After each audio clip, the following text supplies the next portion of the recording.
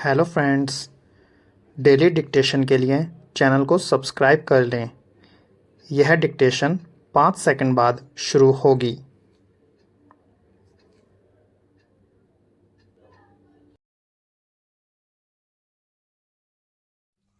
Start. महोदय, जैसा कि माननीय सदस्य जानते हैं, कल दूसरे सदन में इसी तरह की बहस थी। मुझे वहाँ भी कुछ देर बैठना पड़ा। इस कारण यहाँ जो भाषण हुए उन सबको मैं सुन नहीं सकी। मुझे सुनकर दुख है कि कुछ माननीय सदस्यों ने इस अवसर पर भी हमारे विदेश विभाग को बुरा भला कहा। सेवाओं पर दोषारोपण करके सरल रास्ता निकालने का प्रयत्न ऐसी प्रवृत्ति है जिसकी मैं निंदा करती हूँ। मैं यह नहीं कहती कि हमने गलतियाँ नहीं की हैं और हमारे सभी प्रतिनिधि हमेशा योग्य ही होते हैं।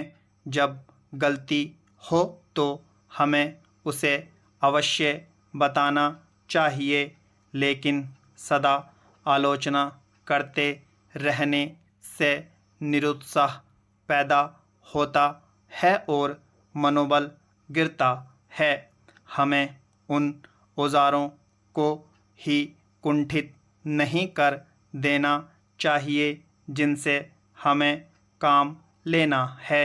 देश और विदेश में हमें काम तो करना ही है।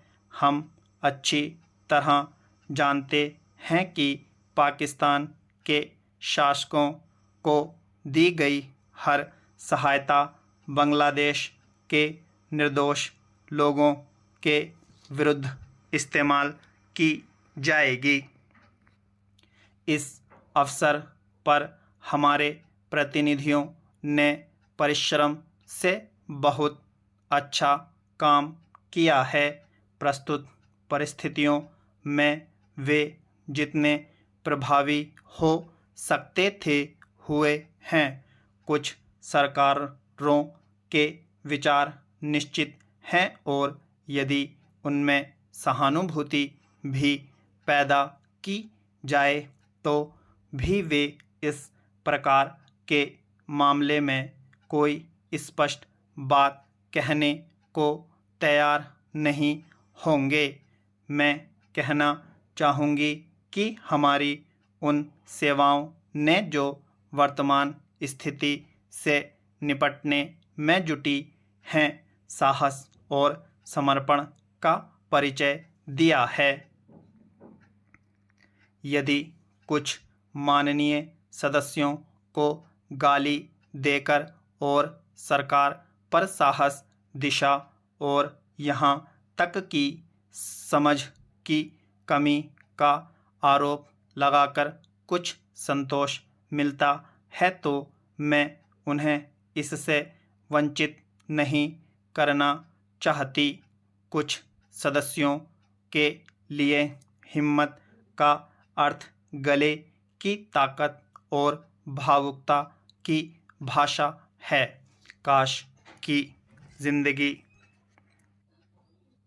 इतनी ही सरल होती। इस सरकार में बहुत से दोष हो सकते हैं, लेकिन उसमें साहस की कमी नहीं है, ना ही यह आवश्यकता के अनुसार जोखिम उठाने से डरती है। जैसा मैं बहुत बार कह चुकी हूँ, हम इस स्थिति या किसी भी स्थिति के केवल कानूनी पहलू की चिंता नहीं करते। हम चिंता करते हैं केवल एक ही बात की, और वह है हमारे राष्ट्रीय हित, सुरक्षा और स्वाभाविक रूप से बांग्लादेश के बहादुर लोगों की सुरक्षा। इसी कारण से शांति से काम करने का महत्व है। स्टॉप।